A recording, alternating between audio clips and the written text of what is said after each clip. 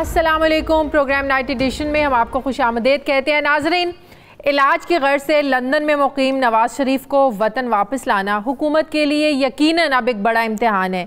ना तो पाकिस्तान का बरतानिया से ऐसा कोई मुआहदा है जिसके तहत नवाज शरीफ को वतन लाया जा सके, और ना ही लाहौर हाई कोर्ट ने अपने हुक्म में नवाज शरीफ की वतन वापसी के लिए वक्त की हद कोई मुकर्रर की। गुज़श्ता साल नवंबर में लाहौर हाई कोर्ट की जानिब से दी जाने वाली इजाज़त में नवाज शरीफ की वापसी को डॉक्टर्स की सिफारिश से मशरूत किया गया था। नवाज शरीफ को वतन वापस लाने की बातें हुकूमत की जानिब से इसी साल मार्च में भी की गई थी, और इस हवाले से 2 मार्च को बरतानवी हुकूमत को एक ख़त भी लिखा गया था, लेकिन अभी तक इसका कोई जवाब नहीं आया है।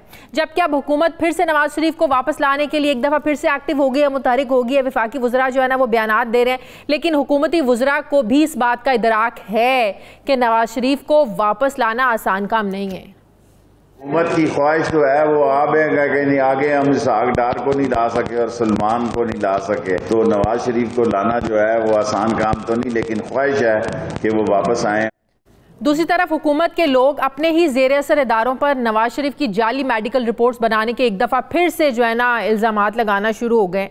इन रिपोर्ट्स में मुबैना जालसाजी कैसे की गई। हुकूमत की जानिब से नवाज शरीफ की लेबॉर्ट्री रिपोर्ट्स की तहकीकात करवाने का फैसला भी किया गया, लेकिन वज़ीर सेहत पंजाब डॉक्टर यास्मीन राशिद अभी भी इस बात पर कायम है कि नवाज शरीफ की रिपोर्ट जाली नहीं हो सकती। सवाल यह है कि हुकूमत की अपनी ही वज़ीर सेहत जो कि प्रोफेशनली डॉक्टर भी हैं, वो ये कह रही हैं कि रिपोर्ट जाली नहीं हो सकती, तो हुकूमत क्यों फिर डटी हुई है कि नवाज शरीफ जाली रिपोर्ट्स की बुनियाद पर बाहर गए हैं? और अगर रिपोर्ट्स जाली हुई तो क्या हुकूमत अपने ही लोगों के खिलाफ एक्शन लेगी? क्या वज़ीर आज़म डॉक्टर फैसल के खिलाफ भी फिर एक्शन लेंगे? क्योंकि वज़ीर आज़म ने कहा था कि डॉक्टर फैसल सुल्तान ने भी नवाज शरीफ की सेहत खराबी की जो है वो तस्दीक की है। क्या डॉक्टर ताहिर शमसी को भी फिर कटहरे में खड़ा किया जाएगा? आम सवाल ये भी है कि हुकूमत अचानक से नवाज शरीफ के खिलाफ मुतहरिक क्यों हो गई है? क्या मौलाना और अपोजिशन जमातों से नवाज शरीफ के राब्तों ने हुकूमत को मोहतात कर दिया है, इसीलिए जो हुकूमत है वो ज़्यादा एक्टिव हो गई है और चाह रहे हैं कि नवाज शरीफ को वापस लाया जाए? दूसरी जानिब नून लीग ने आज हुकूमत के खिलाफ वाइट पेपर भी जारी किया। प्रेस कॉन्फ्रेंस करते हुए शहबाज शरीफ का कहना था कि नवाज शरीफ इलाज करवाने बाहर गए हैं, सेहतयाबी के बाद वापस आ जाएंगे। हुकूमत कौम के सामने लाए कि किसने एनआरओ मांगा है। कौम को बताया है कि वो कौन सा एनआरओ है, किसने मांगा है, वो लेके आए कौम के सामने। और मियाँ साहब अल्लाह ताला उनको सेहत दे, जब जो ही वो सेहत याब होंगे और डॉक्टर उनको वहाँ से इजाज़त देंगे वो तशरीफ ले आएंगे। आज कौमी असम्बली के इजलास में भी अपोजिशन और हुकूमत में काफ़ी गर्मा गर्मी देखने में नजर आई, जबकि पायलट्स की जाली डिग्रियों से मुतालिक मतनाज़े बयान देने वाले वफाकी वजीर गुलाम सरवर खान ने आज एक और गैर जिम्मेदाराना बयान दिया है। जरा सुनिए उन्होंने क्या कहा। जिन्होंने 35 साल मुल्क को बेदर्दी के साथ दोनों हाथों से लूटा और स्वाय लूटने के इनका कोई काम नहीं था। जमहूरियत के नाम पे इस मुल्क को तबाह बर्बाद किया चोरों, डाकुओं, बददियानतों, बद किरदारों ने। उनका अगर होता है तो वो शोर क्यों मचाते हैं? वो डाकू हैं, वो चोर हैं, वो इस मुल्क के दुश्मन हैं, उन्होंने लूटा है इस मुल्क को, खून चूसा है इस गरीब कौम का, वाजिब कत्ल है वो लोग। क्या एक वफाकी वजीर को बयान देते हुए जिम्मेदारी का मुजाहरा नहीं करना चाहिए? सारी सूरत हाल पर मैं बात करूंगी। मुझे ज्वाइन किया है मुस्लिम लीग नून के सीनियर रहनुमा हैं खुर्रम दस्तगीर साहब। अस्सलाम वालेकुम, बहुत बहुत शुक्रिया खुर्रम दस्तगीर साहब आपका। खुर्रम दस्तगीर साहब, एक बार फिर से मियाँ नवाज शरीफ साहब के इलाज को मशकूक किया जा रहा है। कहा जा रहा है कि जाली रिपोर्ट्स तैयार की गई, उनके टेस्ट में बढ़ा चढ़ा कर बताया गया कि किस तरीके से उनके प्लेटलेट्स जो हैं वो कम हो रहे हैं। तो एक तरफ तो हुकूमत अपने ही इदारों पर सवाल उठा रही है, लेकिन दूसरी तरफ सवाल आप लोगों पर भी उठता है कि लाहौर हाई कोर्ट ने 23 दिसंबर 2019 को शहबाज शरीफ साहब की ज़ाती ज़मानत पर नवाज शरीफ का नाम जो है ना वो ECL से निकाला, और फिर आज ये कहा जा रहा है कि शहबाज शरीफ साहब भी जिम्मेदार है, उनको भी जवाब देना पड़ेगा कि अगर नवाज शरीफ साहब की सेहत ठीक है, जो तस्वीरें आ रही हैं वो भी बता रही हैं कि वो माशाल्लाह ठीक है, अशाश बशाश है, तो उनको वापस आना चाहिए। ये हुकूमत जो है ये फॉशिज्म, करप्शन का एक अजीब पुतली तमाशा है जो कुछ कुछ दिनों के बाद ऐसे मामलात उठा देते हैं। ये मामला मोहम्मद नवाज शरीफ का पाकिस्तान की अदलिया और डॉक्टरों की जो माहिराना राय है उसके दरमियान है। आप ये गौर करिए कि किसी भी क्वालिफाइड डॉक्टर ने अभी तक उस रिपोर्ट के बारे में एक लफ्ज नहीं बोला, क्योंकि रिपोर्टें दुरुस्त थीं।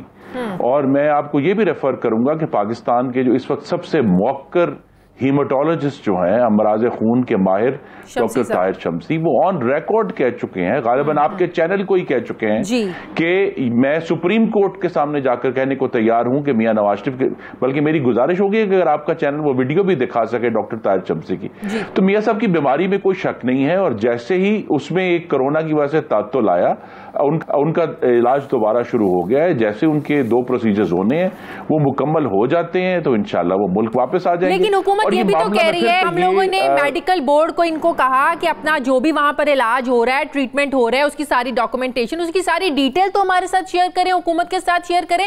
वो भी हुकूमत के साथ शेयर नहीं की गई, जिसकी वजह से सारा मामला मशकूक हो रहा है। सूबाई हुकूमत पंजाब की ने अदालत से रुजू करना है। वो जो उनका केस है वो अदालत के सामने रखें और उस पर जो है वो गुफ्तगू हो जाएगी और जो भी कानून का मामला होगा।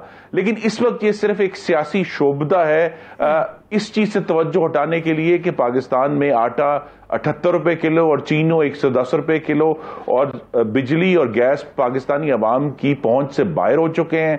उनके रोजाना गले कट रहे हैं इस महंगाई की वजह से। और पाकिस्तान की खारजा पॉलिसी में एक इन्हदाम हुआ है कि भारत जो है वो कश्मीर हजम कर चुका है और हमारे दोस्त सब हमसे नाराज है।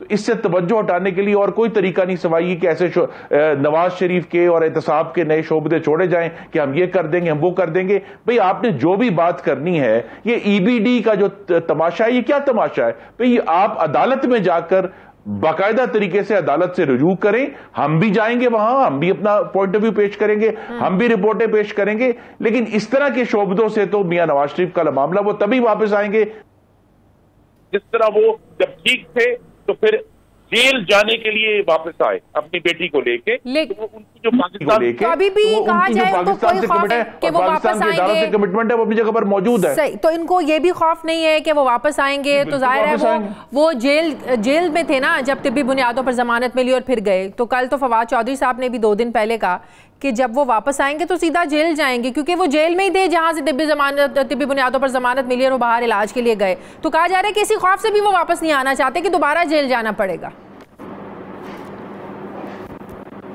जी मैं फिर कहूं, अगर खौफ होता तो वो 13 जुलाई 2018 को जेल जाने के लिए वापस ना आते अपनी बेटी के हमरा। अगर उन्हें जेल का खौफ होता तो उनकी बेटी को उनके सामने हथकड़ियां लगाकर नैब ले गया था। उन्होंने उस पर कोई जो है किसी खौफ का इजहार नहीं किया। वो पाकिस्तान के इदारों का एहतराम करते हैं, अदालतों का एहतराम करते हैं। हमारे अदालतों से बहुत तहफुजात भी हैं और उनके हम समझते हैं कि नाइंसाफी के फैसले दिए गए अरशद मलिक जैसे जजों से जो मुकम्मल तौर पर कॉम्प्रोमाइज थे और मैनिपुलेटेड थे। लेकिन उसके बावजूद मियां नवाज शरीफ ने हमेशा कानून का एहतराम किया है। और अभी भी जब अगर अदालत की तरफ से हुक्म आता है, ये मैं आपको तवज्जुह से ये बात आपके नाज़रीन तक पहुंचाना चाहता हूं कि वुज़रा की शोबदाबाजियों से मोहम्मद नवाज शरीफ को वापस नहीं लाया जा सकता। ये कानूनी मामला है, अदालती मामला है, अदालत से रुजू करें। अगर तो आपके केस में जान है तो अदालत के पास जाएं, वरना हकीकत यह है कि मियां नवाज शरीफ बीमार है और तमाम मेडिकल इंक्लूडिंग पंजाब की वज़ीर सेहत जो हैं वो सब इसके ऊपर मुत्तफिक हैं कि बहुत हालत खराब थी। मैं ताहिर शम्सी का इस इंटरव्यू का रेफरेंस दूंगा जिसमें उन्होंने कहा कि मेरी आंखों के सामने मियां नवाज शरीफ के तमाम जिस्म पर इंटरनल हेमरेज यानी अंदरूनी जो खून बहता है उसके निशानात थे और मेरी उन आंखों के सामने उनको हार्ट अटैक हुआ और हमने कुछ नहीं कर सकते थे बिकॉज अगर उनको खून पतला करने की दवाएं दी जाती तो उनकी मजीद ब्लीडिंग हो जानी थी। तो ये अल्लाह ताला से इन सब वुज़रा को मैं तो ये कहूंगा कि पनाह मांगनी चाहिए कि किसी भी शख्स की बीमारी पे और एक 3 दफा के वजीर आजम जो रह चुके हैं उनकी बीमारी पर इस किस्म के शोबदाबाजियों से परहेज करें। अगर कोई मामला है हुकूमत के हाथ में तो कानून का रास्ता खुला है, अदालतों से रुजू करें, अवाम को इस तरह गुमराह न करें और इस तरह के और अजीबोगरीब किस्म की केमिकल तौजीहात न। खुर्रम दस्तगीर साहब, ये तो हम माजी की उनकी हालत जानते हैं, जब वो गए तो उनकी बड़ी हालत खराब थी, इसमें कोई शक नहीं, बिल्कुल ठीक कह रहे हैं आप, क्योंकि डॉक्टर्स ने भी ज़ाहिर हुकूमत के बनाएगा जो मेडिकल बोर्ड था उसने भी इस चीज़ की तस्दीक की थी। लेकिन अब हालत कैसी है उनकी, अब क्या ट्रीटमेंट चल रहा है मियां साहब का? जी उनकी हालत जो है वो अभी भी उसमें एक तशवीश का बहुत अंसर है बिकॉज उनके प्लेटलेट्स कुदरती तौर पर स्टेबल नहीं है, उन्हें मुस्तकिल तौर पे उसके लिए टीके लगते हैं जो कि उनके प्लेटलेट्स को स्टेबल करते हैं। मैं आपके नाज़रीन को ये भी याद कराऊं कि जब वो नैब से बहुत ख़राब हालत में आए थे तब भी अपने पैरों से चलकर सर्विसेज हॉस्पिटल के अंदर गए थे। तो ये कोई ऐसी कंडीशन नहीं है कि इंसान जो है वो बिल्कुल ज़मीन पर नीचे गिर जाता है, लेकिन वो बहुत तशवीशनाक सूरत हाल है, क्योंकि जब तक प्लेटलेट्स स्टेबलाइज नहीं होते तो जो उनका असल प्रोसीजर होना है जो कैरोटिड आर्टरी में जो ब्लॉकेज हुआ है वहां के इलाज की जो सारी डिटेल्स हैं डॉक्यूमेंट क्यों नहीं कर लेते? जी हम ये सारी बातें मेडिकल बोर्ड से शेयर की गई थी और उसके बाद जो हमारे डॉक्टर्स हैं उन्होंने बार बार इस बात को शेयर किया है और मैं आपके सामने रख भी देता हूं कि मियां साहब की जो सिचुएशन थी उसको अभी तक जो है वो हम बाकायदा तौर से अदालत के सामने मुख्तलिफ औकात में रखते रहे हैं, फिर रखें। हम अदालत के पुख्ताबाजियों के पाबंद नहीं है। मेरे सामने लिस्ट है, 4 दिसंबर 2019 को अदालत में सबमिट किया गया, 21 दिसंबर 2019 को, 13 जनवरी 2020 को, 30 जनवरी 2020 को, 12 फरवरी 2020 को, 18 मार्च 2020 को, 28 अप्रैल 2020 को और 26 जून 2020 को 8 दफा ये तमाम जो उनकी मेडिकल रिपोर्ट्स हैं वो जिस तरह हमें अदालत ने कहा था वो हम गवर्नमेंट ऑफ पंजाब और लाहौर हाई कोर्ट को सबमिट कर चुके हैं। अच्छा, एक आखिरी मौलाना साहब की क़यादत में जो अपोजिशन जमातों का नया इत्तेहाद बन रहा है, JUI, कौमी वतन पार्टी, नेशनल पार्टी, ये जो नया अपोजिशन इत्तेहाद है, क्या अभी भी मौलाना आप लोगों के साथ चलने को तैयार नहीं है, ना पीपल्स पार्टी के साथ, ना आप लोगों के साथ अपने माजी के तजर्बे को देखते हुए? हालांकि पिछले दिनों राब्ता भी हुआ उनका मियाँ साहब के साथ। इंशाल्लाह leader of the opposition Shehbaz Sharif Islamabad तशरीफ ले आए हैं और बहुत उम्मीद है कि कल वो मौलाना फजलुर रहमान से मुलाकात करेंगे, उसमें बहुत सारी इशूज डिस्कस होंगे और अगले 2-3 दिन में उनकी बिलावल भुट्टो जरदारी से भी मुलाकात होगी। तो ये अपोजिशन ने इंशाल्लाह मुत्तहिद होकर कौम को इस नालायक और फॉशिस्ट हुकूमत से नजात दिलानी है और इंशाल्लाह ये नजात जो है एक पाक और साफ शफाफ मुदाखलत से दूर इंतखाबात से होगी। बहुत बहुत शुक्रिया। मुस्लिम के सीनियर रहनुमा खुर्रम दस्तगीर साहब मेरे साथ थे। मुझे प्रोग्राम में नाज़रीन एक ब्रेक लेनी है, वापस आते हैं एक छोटे से वक्फे के बाद।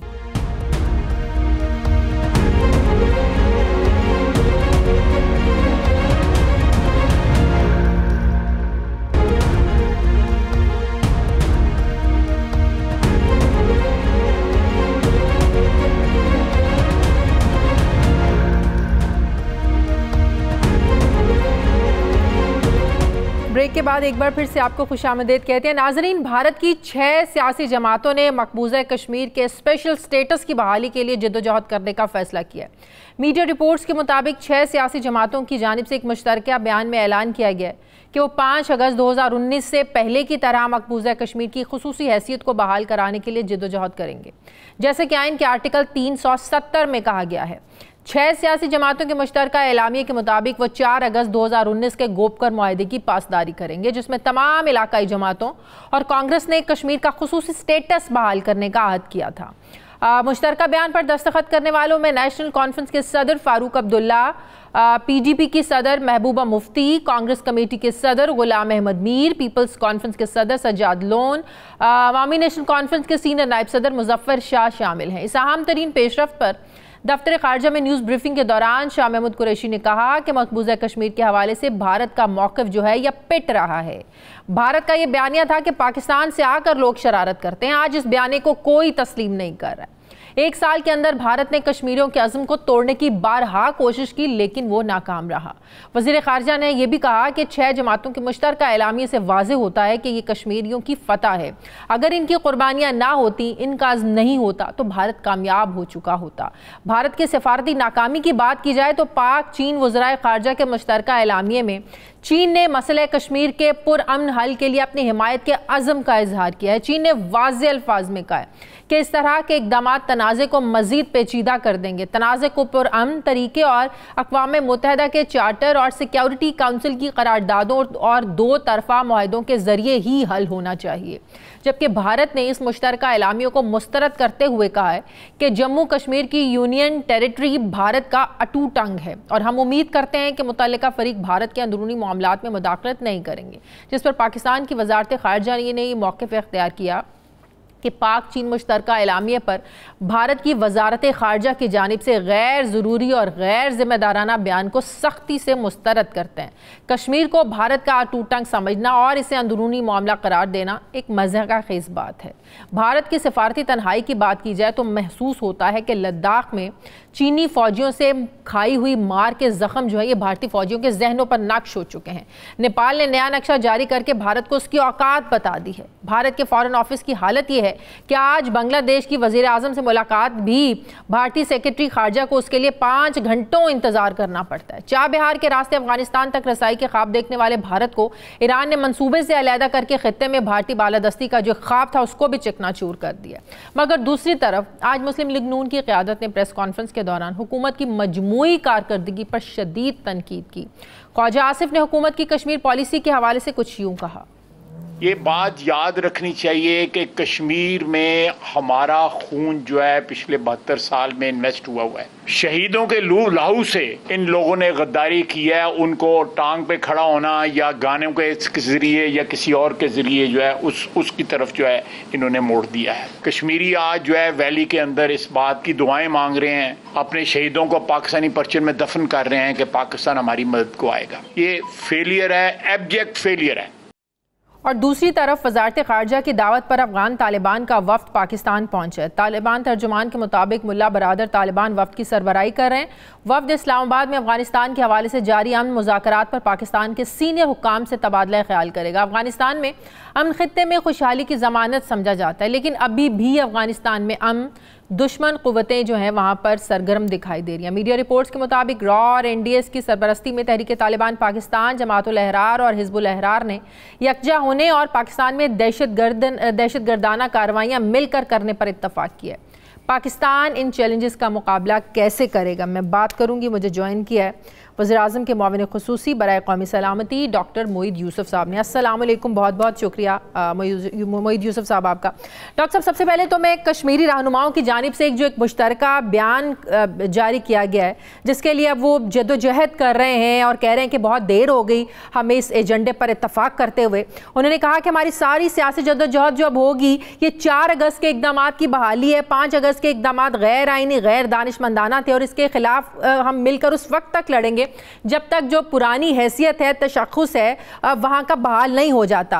अगर ये कहा जाए कि ये कोई मामूली बयान नहीं है तो ये बिल्कुल दुरुस्त होगा, क्योंकि ये उन जमातों के लीडरान की जानिब से मुतालबा और जब कोशिश शुरू हो रही है, तहरीक शुरू हो रही है, ये वो जमातें हैं जो भारत की कहा जाए कि भारत की हामी जमातें थी, वहाँ के भारत नवाज लीडर हैं इन जमातों के जो लोग हैं। तो ये इतना बड़ा जो चेंज आया है इनकी सोच में, जो वो कह रहे हैं कि हमें देर हो गई है करते हुए, ये कितनी बड़ी तब्दीली, पॉजिटिव तब्दीली है ये डॉक्टर साहब? देखिए शाज़िया, आज अल्लाह का शुक्र है कि ये जो आपने जिसकी निशानदेही की है, बात की, आज दोपहर में आपको मालूम है हमने प्रेस कॉन्फ्रेंस भी की थी और मकसद एक था। देखिए बहुत तनकीद हुई, बात हुई कि क्या कर रहे हैं, स्ट्रैटेजी क्या है, तमाम चीज़ें जो हैं वो इस तरह मीडिया पे नहीं आ सकती, लेकिन आज अल्हम्दुलिल्लाह आपको नज़र आया कि हम बार बार ये बात कर रहे थे कि हमें मालूम है कि ये जो इलीगली ऑक्यूपाइड कश्मीर है उसमें मोदी साहब का जो पूरा उनका एक वो फार्मूला है, जो उन्होंने कोशिश की है, जो प्लान है, वो कभी भी कामयाब नहीं हो सकता। और फिर ये बात होती थी कि नहीं जी वहाँ तो कोई रेजिस्टेंस नहीं है। देखिए आपने खुद कह दिया, ये वो पार्टीज हैं जिनमें प्रो इंडिया पार्टीज भी शामिल हैं, उनके नीचे हुकूमतें बनाते रहे हैं। आज उन्होंने खुल के, क्या ऐसे लगता है जैसे हू बहू जो हम बात करते रहे, कश्मीरी बात करते रहे, आज उन्होंने अक्कासी कर दी। क्यों? हमारा तो उनसे कोई ताल्लुक नहीं है, हमें तो उसी तरह पता चला है जैसे बाकियों को। मसला ये है कि वो प्लान फेल हो चुका है। कश्मीरी इतनी दिहाइयों से जो अपनी जद्दोजहद कर रहे हैं वो किसी मोदी के हथकंडे से या उनकी इंटिमिडेशन से वो चेंज नहीं होने वाले थे। और अब तो सियासी रहनुमा जब इकट्ठे हो गए तो पीछे रह क्या गया? हम तो बात ही ये करते थे और आज उन्होंने ओपनली 22 तारीख को कह दिया 2 दिन पहले कि ये एक तहरीक है और हम नहीं चयन करेंगे जब तक हम कामयाब नहीं होंगे। यही बात तो हम करते थे। तो हमारा पूरा जो स्टांस है वो अल्हम्दुलिल्लाह विंडिकेट हो गया। इसका ये मतलब नहीं जीत हो गई, अभी बहुत मरहले रहते हैं। और ये भी याद रखिए कि 5 अगस्त तो इंशाल्लाह रिवर्स होगा, लेकिन उस रिवर्सल के बाद फिर आगे शुरू होंगे कि डिस्प्यूट को दोबारा सेटल करना है, उससे पहले तो बातचीत हो ही नहीं सकती। तो आज जो बात हुई है अल्हम्दुलिल्लाह मेरा ख्याल है जितनी मेहनत इस पे हो रही थी, आपने 5 अगस्त को भी देखा, हमने काफी ये बात की कि और वो आज सामने। बिल्कुल डॉक्टर साहब, हमारी जो कश्मीर पर पॉलिसी है पूरी दुनिया पर वाजे है, लेकिन अफसोस उस वक्त होता है जब अपने ही लोग, अपनी ही पार्टी के लोग, अपने ही मुल्क के लोग एक दूसरे की पॉलिसियों पर अपने ही अंदर तनकीद करेंगे। शीरी मज़ारी साहिबा को आप देख लें, उन्होंने कहा जी फॉरेन ऑफिस ने जो कश्मीर कॉज की जो पॉलिसीज़ थी, जो एक बयानिया था कश्मीर कॉज का, उसको नुकसान पहुंचाया। तो आपको नहीं लगता कि अपने ही लोग जब इस तरह की हुकूमती पॉलिसियों पर तनकीद करेंगे और वो हुकूमती लोग ही, तो अपने बयानिया को नुकसान पहुंचेगा? आप नहीं समझते कि खुलेआम इस तरह के जो तजादात हैं उनको खुलेआम आकर इस तरह बयान करना, इससे नुकसान होगा हमारे बयानिए को? कि शाज़िया आपको मालूम है, मेरा बैकग्राउंड भी मालूम है, मैं सियासी पस मंज़र और सियासी पहलू और सियासी बात में मैं नहीं जाऊंगा। देखिए कश्मीर जो है ना वो बालातर है, होना चाहिए हर सियासत से, कौन क्या कहे कैसे कहे, और बहुत सी चीज़ देखिए डिसएग्रीमेंट तो अच्छी चीज़ है, होनी चाहिए, लेकिन Kashmir has to be above politics. और मैं ये कहूँगा कि अल्हम्दुलिल्लाह जो सारा प्रोसेस हमने किया है, पाकिस्तान के जितनी मेहनत इस पे हुई है पिछले साल से, वो आहिस्ता आहिस्ता नजर आ रहा है कि दुनिया तो अब हिंदुस्तान का नैरेटिव पे ही वो चलते थे ना। हमें कहते थे कि जी वहां तो वो नैरेटिव भी उनका अब कोई मानने को तैयार नहीं है। मैं आपको खुद बताऊं, आज IPU की सदर आई हुई हैं, उससे हम तमाम बहुत से लोगों की वजीर खारजा की मुलाकात हुई, मेरी उनसे अलहदा मुलाकात हुई, वो भी बिल्कुल यही बात कर रही थी, और वो हैं भी मेक्सिको से, तो उनको भी मालूम है कि जब एक बड़ा नेबर हो और वहां पे ऐसा नैरेटिव आ रहा हो तो नैरेटिव की जंग ही इंडिया जीतता था। वो तो अब वो भी दुनिया मानने को तैयार नहीं है, तो अल्लाह का शुक्र है प्रोग्रेस है। बाकी ये छोटे मोटे disagreements we should paper over. असल इशू ये है कि दुनिया को हमने बात बावर करानी है कि अभी मिशन जो है वो कंप्लीट नहीं हुआ, अनअकम्प्लिश मिशन है, इस पे काम करते रहना है। आज एक कड़ी नजर आई है, आगे भी आपको इंशाल्लाह नजर आएगा, क्योंकि ये ह्यूमन नेचर के खिलाफ है कि आप इंसानों को जानवरों की तरह ट्रीट करें और एक्सपेक्ट करें। डॉक्टर साहब, एक जो रिफ्ट आ रही है भारत की बांग्लादेश के साथ, ईरान के साथ, आप देखें बांग्लादेशी वजीर आजम से मिलने के लिए भारतीय सेक्रेटरी खारजा को घंटों इंतजार करना पड़ता है। ईरान ने भी चाह बहार मंसूबे से भारत को निकाल दिया है। तो ये रिफ्ट जो आ रही है उन ममालिक के साथ जिनके साथ बड़े ताल्लुकात मजबूत, और जहां जिन सरजमीन पर जाकर मोदी एतराफ करता था कि किस तरह पाकिस्तान को तोड़ने की साजिशों में पूरा हाथ था भारत का, इस रिफ्ट को आप कैसे देखते हैं? ये तब्दीली कितनी बड़ी है? देखिए Shazia, as a official of Pakistan शायद लोग ये एक्सपेक्ट करें कि हम ये कहें जी बड़ा अच्छा है ये हिंदुस्तान जो है अंदर से अपने आप को तबाह कर रहा है वगैरह। देखिए मैं आपको खुल के कहता हूं, पाकिस्तान कभी भी ये नहीं चाहेगा कि इस खित्ते में कोई भी डिस्टर्बेंस और इंस्टेबिलिटी आए। देखिए हमारा तो मौकफ ये है, जब इंडिया चाइना का स्टैंड ऑफ हुआ तो इंडिया ने कहा जी पाकिस्तान एडवांटेज लेगा, सारी दुनिया ने कहा क्या एडवांटेज लिया हमने? कुछ भी नहीं। क्यों? क्योंकि हम यहां पे कोई किसी किस्म का कॉन्फ्लिक्ट नहीं चाहते। लेकिन एक मुल्क है जिसने अपने एक्शन से दिखा दिया है कि उसका अखंड भारत का एजेंडा एक्सपेंशनिस्ट है। हर मुल्क में जाके कभी चाइना में वो कुछ करेगा तो मुंह की खाएगा, यहां पे बालाकोट करने की कोशिश की, अल्हम्दुलिल्लाह अल्लाह ताला ने साथ दिया, मुंह की खाई। नेपाल ने करारदाद पास की, मुंह पे मारा नया मैप। बांग्लादेश जो उनके इतने करीब था वो आपको नजर आ रहा है। तो देखिए ये तो नहीं हो सकता कि सारा खिता पागल हो गया। बिल्कुल। सिर्फ एक मुल्क जो अपने एटीट्यूड दिखा रहा है, रिस्पॉन्स तो मिलेगा। सारे खुददार मुल्क अगर खड़े होंगे, अगर हमसे कोई बात ऐसी होगी तो जवाब तो मिलेगा, और जवाब पहले भी मिला और दोबारा भी मिलेगा, और चीन ने भी दिखा दिया, बाकी भी। लेकिन हम अल्टीमेटली चाहते हैं खित्ते में अमन और इस्तेहकाम हो। उसके लिए जरूरी है कि कश्मीर को जो कानून है बैनुल अक़वामी, अक़वाम मुत्तहिदा ने जो करारदादें पास की उनके मुताबिक हल करना है, हमारे साथ बैठ जाएं। उनके मुकाबले हल नहीं करना। आपने बात की अफगान तालिबान का वफ़द जो पाकिस्तान के दौरे पर है, तालिबान तर्जुमान सुहेल शाहीन के मुताबिक ये जो दौरा है ये पाकिस्तानी दफ्तर खारजा की दावत पर ये दौरा हो रहा है। और आप भी जानते हैं ये दौरा ऐसे वक्त में हो रहा है जब 2 दिन पहले ही वजारत खारजा ने तालिबान और हक्कानी नेटवर्क समेत जो शिद्दत पसंद तंजीमें हैं से वाबस्ता जो लोग हैं इन पर पाबंदियां मजीद सख्त करने का मुतालबा किया है। तो अगर मैं आपसे ये पूछ पाऊँ इस दौरे का मकसद एजेंडा है तो वो क्या है? 1 पॉइंट एजेंडा है जी। अफगानिस्तान में अमन और सलामती पाकिस्तान का गोल और पाकिस्तान की ज़रूरत है, और उसमें जो भी रुकावट है उसको हल करने में पहले दिन से हमने कोशिश की है। अमेरिका जो तनकीद करता था वो भी मान गया कि जी पाकिस्तान के बगैर यहां तक मामला नहीं पहुंच सकता था।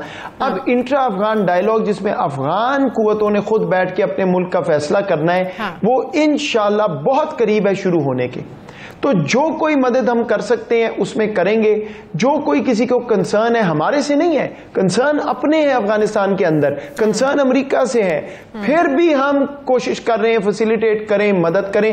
1 पॉइंट एजेंडा है, जितनी जल्दी वो डायलॉग वहां शुरू होगा इंट्रा अफगान, उतनी जल्दी इंशाल्लाह अमन आएगा। ही तमाम खित्ते का अफगानिस्तान का फायदा है। हम जो मदद कर सकेंगे करेंगे। फैसला अफगानिस्तान ने करना है, कोई किसी किस्म की इंटरफेरेंस नहीं होगी, लेकिन जहां हम मदद कर सकते हैं। सही, लेकिन डॉक्टर साहब ये जो रॉ और एनडीएस का जो गठजोड़ है ज़ाहिर है नया नहीं है, लेकिन जो साजिश अभी बेनकाब हुई है कि पाकिस्तान में दहशतगर्दी के ये लोग मंसूबे बना रहे हैं, दहशतगर्द पकड़े भी गए, आप नहीं समझते इससे ये इनकी जो कार्रवाइयाँ हैं, जो प्लान है, इससे पीस अफगान पीस प्रोसेस जो है वो इससे मुतासिर हो सकता है? डॉक्टर साहब नहीं, देखिए पीस प्रोसेस तो चलाना उनकी ज़रूरत है। हम सिर्फ एक हेल्पिंग हैंड प्ले करते रहे हैं और करेंगे इंशाल्लाह जितना हो सका। फैसला उन्होंने करना है, प्रोसेस उन्होंने चलाना है। ये जो आपने रॉ और एनडीएस की बात की, बदकिस्मती से ये कोई नई बात नहीं है। अनफॉर्चुनेटली अब उन्होंने फिर से, क्योंकि अल्हम्दुलिल्लाह पाकिस्तान को जीत हुई है दहशतगर्दी के खिलाफ, अब वो और तरीके ढूंढ रहे हैं। हिंदुस्तान को नजर आ रहा है कि अगर अफगानिस्तान में अमन आ गया तो वो तो फारिग हो गए। उनका तो सारा मंसूबा ये है कि उधर इंस्टेबिलिटी रखें और पाकिस्तान को वहां से खराब करें। मैं आपको सिर्फ एक लाइन कह देता हूं, शायद ही कोई दहशतगर्दी का वाकया हो जिसमें इस वक्त एक्सटर्नल फिंगरप्रिंट्स ना हो हमारे हमसाये के। और दूसरी बात, इसके बावजूद मैं आपको वसूख से कहता हूं इंशाल्लाह अल्लाह ताला की मदद कायम रहेगी। हमारे इदारे ये बात समझ चुके हैं, तैयार हैं। ये 10-12 साल पुरानी बात नहीं है जब वी weren't prepared। तो कोशिश करनी है, कर लें इंशाल्लाह। कोई उनके अज़ाइम कामयाब हो नहीं सकते। और जहां जहां हमने टेकअप करना है किसी दूसरे मुल्क से, हमारी पॉलिसी है क्या कि एक तरफ हम तो चाहते हैं, ज़ाहिर हमारी तो ख्वाहिश है कि अफगानिस्तान में हम कायम हो, अफगानिस्तान में हम कायम होगा, पाकिस्तान में हम कायम होगा, पूरे खत्ते में ज़ाहिर है खत्ते में हम कायम होगा। लेकिन इस पर हमारी क्या पॉलिसी है कि हम ख्वाहिश रखते हैं अफगान सरजमीन पर अमन की, लेकिन उन्हीं की सरजमीन पर जो है ना वो दहशतगर्दाना पाकिस्तान के खिलाफ कार्रवाइयाँ करने के मंसूबे बनाए जा रहे हैं, एजेंडा बनाया जा रहा है, रॉ और एनडीएस मिलकर करें। इस पर हमारी पॉलिसी क्या है भाई, हम लोग तुम लोगों के लिए नए ख्वाहिशात रखते हैं और तुम लोगों की सरजमीन इस्तेमाल हो रही है यहाँ पर दहशतगर्दाना कार्रवाइयों के हमलों के मंसूबे बनाने के लिए। देखिए इस पे जहां जहां ज़रूरत है और मुनासिब नहीं ज़्यादा बात करना, वहां पे मुकम्मल एक कोऑर्डिनेटेड एफर्ट हो रहा है। और ये बात बावर कराई जा रही है कि ये पाकिस्तान की रेड लाइन है, इसको क्रॉस नहीं किया जा सकता।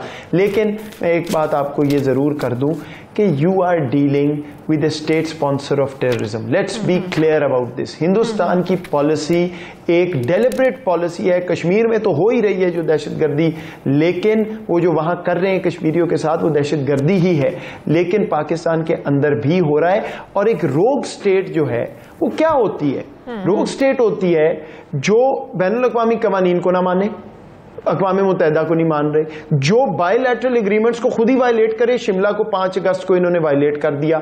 जो दूसरे के मुल्क में जाके गैर कानूनी तरीके से शहरियों को शहीद करे, वो हो रहा है। तो और रोग स्टेट क्या होती है? तो दुनिया बात करती शुमाली कोरिया इधर उधर, आपके साथ तो बैठी हुई है, पहले उनसे तो पूछे।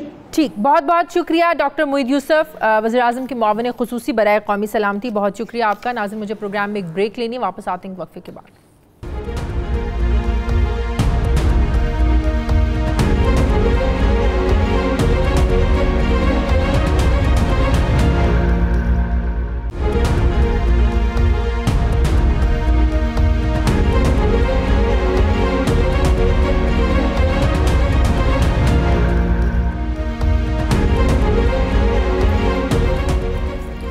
नाज़रीन, पाकिस्तान और सऊदी अरब की दोस्ती बेमिसाल है। ये दोस्ती उम्मत मुस्लिमा के मुक़द्दस रिश्ते के साथ जुड़ी है। जब भी पाकिस्तान पर मुश्किल वक्त आया, सऊदी अरब ने पाकिस्तान की भरपूर मदद की। यही वजह है कि पाकिस्तान सऊदी अरब के साथ ताल्लुकात को कदर और एहतराम की निगाह से देखता है। सऊदी अरब के दिफा को पाकिस्तान अपना दिफा समझता है और हर गुजरते दिन के साथ ये दोस्ती मज़ीद मजबूत हो रही है। दोनों ममालिक की आला सियासी और अस्करी क़यादत बाहमी दिलचस्पी के उमूर पर गाहे बगाए एक दूसरे से मुलाकातें भी करती रहती हैं। वज़ीर-ए-आज़म इमरान खान के इक़्तिदार में आने के बाद सऊदी अरब और पाकिस्तान के दरमियान दोस्ती के एक नए दौर का आगाज़ हुआ। डूबती मईशत को सहारा देने के लिए सऊदी अरब ने 2018 में पाकिस्तान को $3 अरब का कर्ज दिया और उसके साथ ही $3 अरब 20 करोड़ डॉलर का तेल कर्ज पर देने की सहूलत दी थी ताकि अदायगियों के बहरान के तवाज़ुन में पाकिस्तान की मदद हो सके, मदद मिले। फिर फरवरी 2019 में सऊदी वली-ए-अहद शहजादा मोहम्मद बिन सलमान ने पाकिस्तान का एक तारीखी दौरा किया। इस दौरे के दौर में जब वज़ीर-ए-आज़म इमरान खान ने मोहम्मद बिन सलमान से ये दरख्वास्त की कि सऊदी जेलों में क़ैद पाकिस्तानियों को रिहा किया जाए, तो सऊदी वली-ए-अहद ने ये तारीख़ी अल्फाज अदा किए कि सऊदी अरब में मुझे पाकिस्तान का सफ़ीर समझे और हम पाकिस्तान को इनकार नहीं कर सकते। ये सऊदी वली-ए-अहद मोहम्मद बिन सलमान के जज्बात हैं पाकिस्तान के लिए। फिर इसी जज्बा खैर सगाली ने पाकिस्तानियों के दिल जीत लिए और इमरान खान को ये कहने पर मजबूर कर दिया कि सऊदी वली-ए-अहद मोहम्मद बिन सलमान पाकिस्तान में इतने मकबूल हैं कि अगर पाकिस्तान में इलेक्शन लड़ें तो मुझसे ज़्यादा वोट लें। मैं बात करूँगी खालिद मजीद साहब, council general of Pakistan Jeddah. अस्सलाम वालेकुम, बहुत बहुत शुक्रिया खालिद मजीद साहब आपका। खालिद मजीद साहब, इस वक्त उन पाकिस्तानियों का एक बहुत बड़ा कंसर्न ये है जो कोविड की वजह से वहाँ से आ चुके थे और अब यहाँ से जा नहीं सकते, तो इस सिलसिले में आप लोगों ने सऊदी हुकूमत से कोई बातचीत हुई क्या? उन सऊदी हुकूमत के प्लान्स हैं, कब तक फ़्लाइट्स उनकी खुलेंगी ताकि लोग यहाँ से जाकर दोबारा अपनी नौकरियों पर ज़ाहिर बहाल हो सकें? वालेकुम अस्सलाम शाकिर साहब, सबसे पहले तो आपका मशकूर आपने मुझे अपने प्रोग्राम में मदरूब किया और मैं आपको आपके तवज्जुह से आप सुनने वाले तमाम नाज़रीन को जद्दा से अस्सलाम वालेकुम कहना चाहूँगा। मैं आपको थोड़ा सा ये ब्रीफ कर दूँ। पहले तो आपने बड़ा अच्छा जो है वो पाक सऊदी ताल्लुकात की वसअत का अहाता किया है।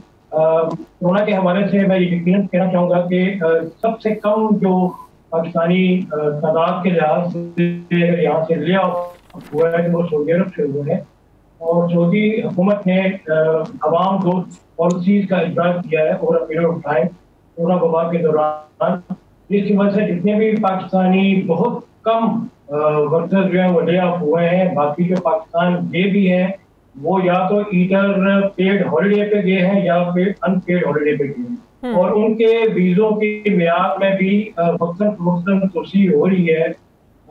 2 महीने पहले ही शाही फरमान के तहत यहाँ पे जितने भी वर्कर्स पाकिस्तान या दूसरे ममालिक में छुट्टियों पे गए हुए थे उनके वीज़ों की मियाद में 3 माह के लिए बगैर किसी फी के इजाफा कर दिया गया और आगे भी ये उम्मीद है कि बढ़ाई जा रही है। जहाँ तक वापसी की बात है तो उसमें मैं ये कहना चाहूँगा कि अभी क्योंकि यहाँ पे कोरोना की वबा मुकम्मल तौर पे खत्म नहीं हुई है, अगर कि बड़ी हद तक इस पे काबू पा लिया गया है।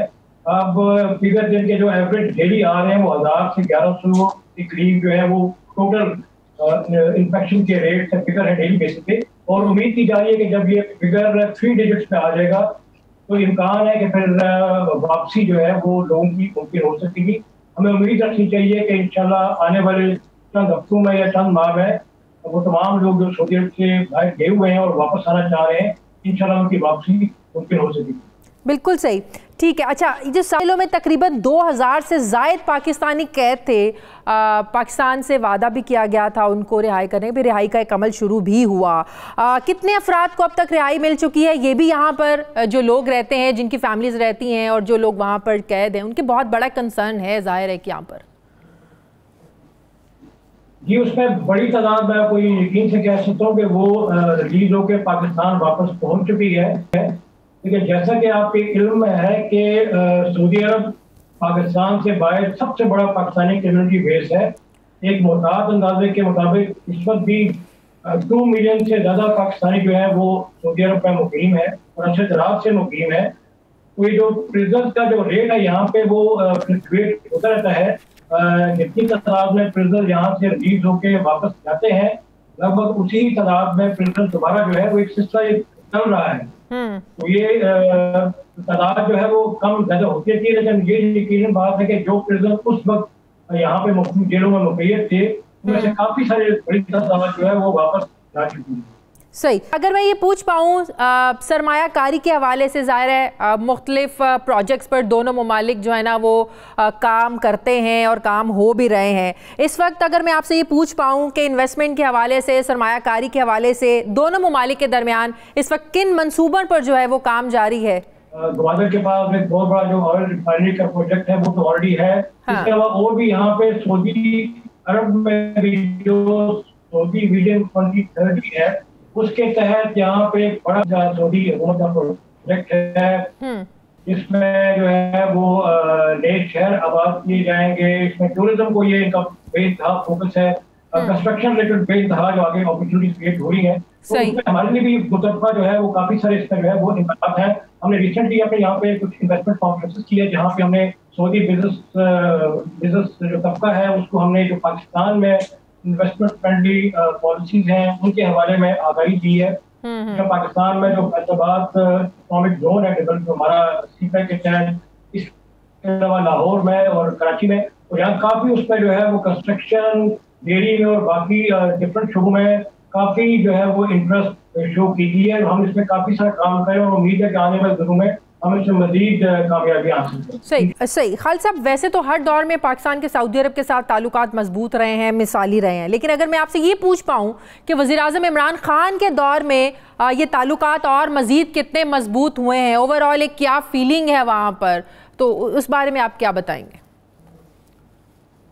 देखिए, जिसका आपने खुद ही बड़े अच्छे तरीके से अपने इंटरव्यू में घुमाया था कि बड़े देरीना ताल्लुकात हैं जिनकी बड़ी डिस्टिंग्विश्ड हिस्ट्री है। दोनों ममालिक मजहबी मजबूत रिश्तों में जुड़े हुए हैं। इसके अलावा हमारे समाजी, सियासी, दिफाई हर तरह के बड़ी डाइवर्स रेंज ऑफ रिलेशनशिप है जिसने मुख्तलिफ औकात में मददगार जो है उनका सामना किया है और दिन ब दिन ये मजबूत होते रहे। तो ये सिलसिला रवां दवां है।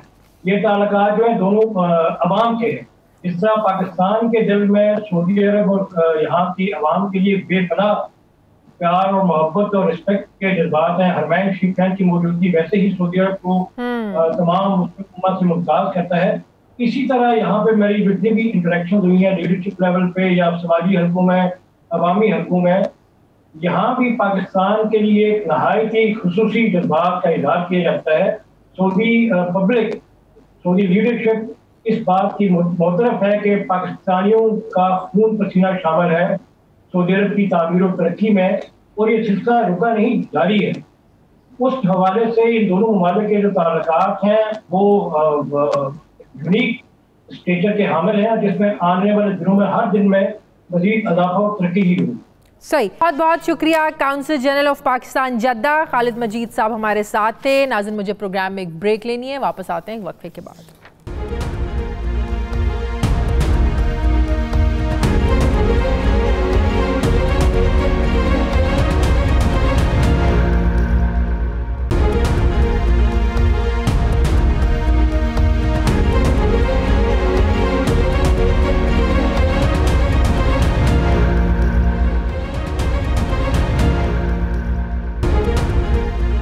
नाज़रीन, इस वक्त पाकिस्तान और अफ़गानिस्तान दो ऐसे ममालिक हैं जहां अभी तक पोलियो वायरस मौजूद है। पाकिस्तान के बड़े शहरों कराची, लाहौर और कोयटा समेत खैबर पख्तूनख्वा के कुछ इलाकों में स्मूजी वायरस का शिकार होने वाले बच्चों की जो खबरें हैं ये आए रोज़ मीडिया में आती रहती हैं। चंद रोज़ पहले लाहौर की एक बच्ची में पोलियो वायरस की तस्दीक हुई, जिसके बाद रवां साल के दौरान पाकिस्तान में पोलियो मरीज़ों की तादाद जो है, इससे मुतासरा लोगों की जो तादाद है ये 65 हो गई है, जबकि गुज़श्ता साल पोलियो के मजमूई केसेस की तादाद 147 रही, जो गुज़श्ता 4 सालों के पोलियो केसेस की मजमूई तादाद से 40% ज़्यादा थी। गुज़श्ता कुछ अरसे से शऊर की कमी और आगाही ना होने की वजह से पाकिस्तान में पोलियो वैक्सीन के क़तरे पिलाने वाले वर्कर्स को हम सब जानते हैं तशद्दुद का निशाना बनाने के जो वाक़यात हैं ये भी सामने आते रहे गाए बगाए, लेकिन अब इनमें बहुत हद तक कमी तो वाक़ई हो चुकी है। दुनिया भर में पोलियो के ख़ात्मे के लिए बैनुल-अक़वामी इदारे, वर्ल्ड हेल्थ असेंबली के इक़दामात की वजह से 1988 से लेकर अब तक पोलियो जैसे मोजी वायरस के खिलाफ जारी आलमी जंग में अहम कामयाबियां हासिल हुई हैं। दी एंड पोलियो प्रोग्राम की एक रिपोर्ट के मुताबिक इस जंग के नतीजे में दुनिया भर में पोलियो केसेस की तादाद में 99% तक कमी वाक़ई हुई है। लेकिन पाकिस्तान और अफगानिस्तान में आए रोज़ पोलियो केसेस की खबरें आती रहती हैं। लेकिन ये खुशाइंद है कि इंसदाद पोलियो मुहिम के हवाले से पाकिस्तान ने इस साल ना सिर्फ कोविड-19 के खिलाफ मरबूत हिकमत अमली अपनाते हुए जो दुनिया भर में मूजी वबा के फैलाव के रोकथाम में कामयाबी हासिल की, बल्कि गुज़श्ता और इस महीने पोलियो के खिलाफ नई मुहिम शुरू करके पोलियो के खात्मे की भी ज़ाहिर है ठान ली गई है। और इंसदाद पोलियो मुहिम में इस बात को अब यकीनी बनाया जा रहा है कि कोई भी बच्चा पोलियो से बचाव के हिफाजती कतरे पिलाने पीने से महरूम ना रहे। और ये आगाही देने की भी और शाऊर देने की भी कोशिश की जा रही है, और जो हर दफ़ा की जाती है कि कोई भी किसी भी प्रोपेगंडे का हिस्सा ना बने। ख़ास तौर पर 5 साल से कम उम्र के 3,70,00,000 बच्चों पर खुसूसी तवज्जो दी जा रही है जो पोलियो वैक्सीन की अदम दस्तयाबी या किसी भी और वजह से गुज़श्ता जो पोलियो मुहिम चल चुकी है उन दौरान पोलियो कतरे पिलाने से जो महरूम रह गए थे। जबकि हालिया पोलियो के कतरे पिलाने की मुहिम के हौसला अफजा जो हैं ये रिजल्ट्स भी सामने आ रहे हैं। पोलियो से बचाव के प्रोग्राम के तहत पाकिस्तान में मौजूद लगभग तमाम बच्चों तक रसाई जो है वह मुमकिन हो चुकी है, जबकि आवाम में भी शाऊर जो है वो बेदार किया जा रहा है। पाकिस्तान में वालिदैन की एक बहुत बड़ी तादाद जो है ये बच्चों को पोलियो कतरे पिलाने की हामी भी नज़र आती है। लेकिन अभी भी 0.5% पेरेंट्स वालिदैन ऐसे हैं जो अपने बच्चों को पोलियो कतरे पिलवाने से अभी भी इनकार करते हैं। आखिर उनके खदशात को कैसे रोका जा सकता है, दूर किया जा सकता है, कैसे जो उनके तहफ़्फ़ुज़ात हैं और जो उनके जहन में जो गलत किस्म की सोचें हैं या जो प्रोपेगेंडे का हिस्सा बन चुके हैं उसको कैसे ख़त्म किया जा सकता है और पाकिस्तान को पोलियो फ्री कैसे बनाया जा सकता है। मैं बात करूंगी, मुझे ज्वाइन किए डॉक्टर तारिक भुट्टा साहब हैं, ये chairman national immunization technical advisory group child specialist हैं। अस्सलाम वालेकुम, बहुत बहुत शुक्रिया डॉक्टर तारिक साहब आपका। डॉक्टर साहब, हम देखते हैं कि हर साल मुहिम चलाई जाती है, वालेकुम सलाम, हर 2 महीने बाद 3 महीने बाद पूरे मुल्क में मुहिम चलाई जाती है, लेकिन क्या वजह है कि अभी तक हम पोलियो फ्री नहीं, उन ममालिक की फहरिस्त में शामिल नहीं हो सके हैं? अभी भी ऐसे लोगों की तादाद है जो मुख्तलिफ़ किस्म के मफरूज़ों पर यकीन रखते हैं, जो माजी में तो बहुत तादाद ज़्यादा थी उन लोगों की, जिसकी वजह से हमारे बच्चे आज भी पोलियो का शिकार हो रहे हैं। सबसे पहले तो मैं ये कहूँगा कि ये इस पोलियो की जो वैक्सीन है ये 1957 में पहली दफ़ा आई और इंजेक्शन की फॉर्म में आई। उसके 3 साल बाद इसकी ओरल वैक्सीन जो है वो डेवलप हुई और वो फिर इस्तेमाल होनी शुरू हुई। अब ये जो ओरल वैक्सीन है ये बड़ी इफ़ेक्टिव है और इससे जब आप बच्चे को 3 दफ़ा कतरे पिला देते हैं तो मेजॉरिटी बच्चे जो हैं वो पोलियो से हमेशा के लिए महफूज हो जाते हैं।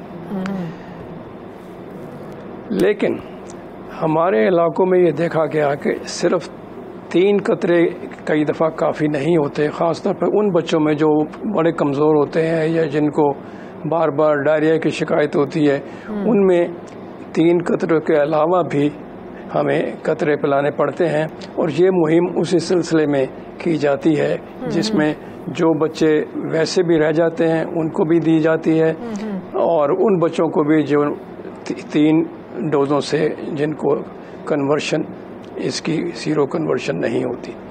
अब मसला सिर्फ होता है कि हमारे यहाँ आपको अंदाज़ा होगा कि तकरीबन हर रोज़ 15,000 से लेके 16,000 बच्चा पैदा होता है जी। और इन बच्चों तक पहुंचना इंतहाई ज़रूरी होता है कि आप उनको पहली डोज़ पोलियो की दे सकें, जिसको हम 0 डोज़ कहते हैं। उसके बाद फिर 6 हफ्ते के टाइम पे इनको दूसरी डोज़ दी जाती है और फिर हर 4 हफ्ते बाद 6 हफ्ते बाद दूसरी और तीसरी डोज़ दी जाती है। और ये जो कैंपेन वाली डोजेज़ हैं ये एक्स्ट्रा हैं, ये उसके अलावा हैं, या फिर ये उन बच्चों के लिए हैं जिनको मिस हो गई हैं रूटीन डोजेज़ और उनको ये में पिलाई जाती हैं। अब कई दफ़ा ऐसा होता है कि मसलन इस वक्त तक हमारे यहाँ तकरीबन 160 कैंपेन्स हो चुकी हैं। दुनिया में कहीं इतनी ज़्यादा कैंपेन्स नहीं हुई, ज़रूरत नहीं पड़ी। और वो कंट्रीज़ जहाँ पर हर बच्चा पैदाइश के बाद जिसको हर किस्म की वैक्सीन दी जाती है, उन ममालिक में तो उनको कैंपेन करने की भी ज़रूरत नहीं पड़ी, क्योंकि हर बच्चा जो है वो कवर हो जाता है। मैं उसकी एग्जांपल आपको अपने नेबरिंग कंट्री से दूँ, ईरान से, जहाँ पर इनकी जो रूटीन इम्यूनाइजेशन की कवरेज है वो 100% है। सही। वहाँ कोई बच्चा भी किसी किस्म की वैक्सीन से महरूम नहीं रहता। इसी तरह अगर आप और आगे मिडल ईस्ट में चले जाएं, पैलेस्टाइन में जहाँ हर वक्त कुछ न झगड़ा भी रहता है, वहाँ कोई 97% कवरेज है। अब हमारा कवरेज जो है बदकिस्मती से पंजाब में 80% है, सिंध में तकरीबन को 50% है, केपी में भी 50-60 के दरमियान है, बलूचिस्तान में तो तकरीबन सिर्फ 30% है। सही। तो जब तक ये कवरेज जो है ये 100% नहीं पहुंचेगा या 95% नहीं पहुंचेगा, उस वक्त तक। अच्छा डॉक्टर साहब ये भी बता कि मुख्तलिफ वजूहात की बिना पर कुछ बच्चों में अगर 2-3 बार अगर आप कतरे नहीं पिलाते हैं, ज़ाहिर है हर 2-4 महीने के बाद ये मुहिम को चलाया जाता है, उससे भी क्या फ़र्क पड़ता है? क्या जो बच्चे शिकार होते हैं पोलियो वायरस का, उसकी ये भी एक बहुत बड़ी वजह है? आप एक दफ़ा मिस हो गया, 2 बार हो गया, 3 बार हो गया, क्या उससे भी बच्चों पर अटैक हो सकता है 2-4 डोजेस मिस करने से? ज़्यादातर तो आप ये 65 बच्चे जो इस साल हुए हैं आप देखेंगे, उनमें से अक्सर बच्चों ने तो वालिदैन ने एक डोज भी पिलाने की जहमत नहीं की या इनकार कर दिया कि जब वो घर आए उनके पोलियो के कतरे पिलाने। सो मेजॉरिटी तो उन बच्चों की है जिनमें किसी किस्म की कोई पोलियो के कतरे नहीं पिलाए गए। लेकिन अगर 3 कतरे 3 दफ़ा पिला लिए गए हैं और फिर उसके बाद 1-2 कैंपेन में मिस हो गया तो उससे कोई फ़र्क नहीं पड़ना चाहिए। उसके बाद नेक्स्ट जो कैंपेन आए उसमें पिला दें तो बेहतर है। सही। तो ये मसला जो है ये हमारे यहाँ उस वक्त तक नहीं ख़त्म होगा जब तक हमारी रूटीन इम्यूनाइजेशन हमला अटैक का होने का जो खदशा होता है उन बच्चों में भी ज़्यादा होता है जिनका इम्यून सिस्टम जो कुव्वत मदाफ़त होती है बहुत ज़्यादा वीक होती है, कम होती है उनकी कुव्वत मदाफ़त, उन बच्चों में ज़्यादा चांसेस होते हैं इस वायरस के अटैक करने का? जी, उनमें ज़्यादा चांस होते हैं, बिल्कुल ज़्यादा चांस होते हैं। और इसी वजह से हमारे यहाँ जो बहुत कमज़ोर बच्चे होते हैं उनमें चांस ज़्यादा होता है कि ये और उनमें 3 या 4 डोजेज से भी फ़र्क नहीं पड़ता, हमें कई दफ़ा 7, 8, 9 डोजेज देनी पड़ती। सही। डॉक्टर साहब मैं चाहूँगी कि हमारे इस प्रोग्राम के तवस्सुत से आप उन पेरेंट्स तक ये बात पहुँचाएँ, ये मैसेज पहुँचाएँ। आपका मैसेज बड़ा ज़ाहिर है इम्पॉर्टेंट है, बड़ी अहमियत का हामिल है कि वो लोग जो आज भी इनकारी हैं बच्चों को पोलियो के कतरे पिलाने से, उनको ये पता चलना चाहिए कि पोलियो के 2-3 कतरे जो हैं ये ज़िंदगी भर की माजूरी से बहुत बेहतर हैं। ये बहुत ही ऑब्वियस बात है, इसमें कोई शक की गुंजाइश ही नहीं है। अच्छा, कुछ दफ़ा हमारे मौलवी हजरात जो हैं वो भी इसमें शक पैदा कर देते हैं कि शायद ये कतरे हराम हैं। इसमें 2 कतरों में कोई हरामपन नहीं हो सकता है। और कुछ लोगों का ख्याल एक्सपायर होती है ये वैक्सीन। नहीं, ये बिल्कुल ताज़ी आती है, नई आती है और इसकी एक्सपायरी डेट बाकायदा लिखी होती है, उसके ऊपर साइन बना होता है जिससे आप चेक कर सकते हैं कि ये वैक्सीन इफ़ेक्टिव है या ये एक्सपायर हो चुकी है। तो वो तो कोई मसला है ही नहीं। तो मसला वही बनता है आकर के अगर आपने उनको रेगुलरली नहीं वैक्सीन करवाई और उसमें फिर बच्चे मिस हो गए तो वो बच्चे जो वो शिकार हो सकते हैं। बहुत बहुत शुक्रिया डॉक्टर तारिक भुट्टा साहब हमारे साथ थे। नाज़रीन, हमारे प्रोग्राम का वक्त खत्म हो गया। प्रोग्राम के लिए आप हमें फीडबैक ज़रूर दीजिएगा, अपना ख्याल रखिएगा। मुझे इजाज़त दीजिए, अल्लाह हाफ़िज़।